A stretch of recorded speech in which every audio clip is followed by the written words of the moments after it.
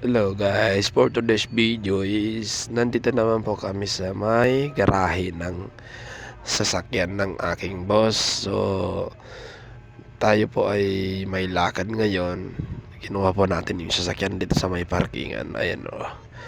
Yung dalawa kong anak ay pumilit talaga sumama dito sa may parkingan. Ito po yung aking pangalawang anak. Ito sa tabi ko.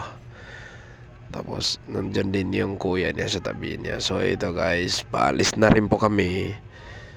Pupunta po kami doon sa tito nila.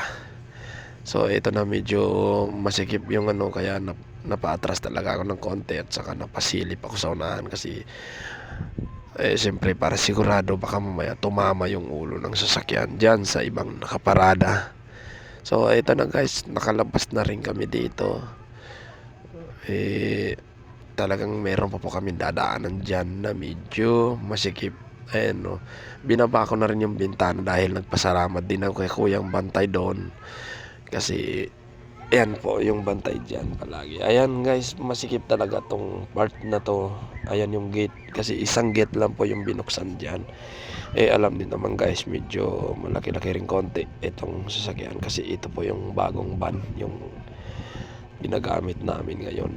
Dati kasi maliit lang po yung ginagamit natin guys. So ito guys, palabas na rin tayo, pababa po tayo dito, papunta po dito sa may highway.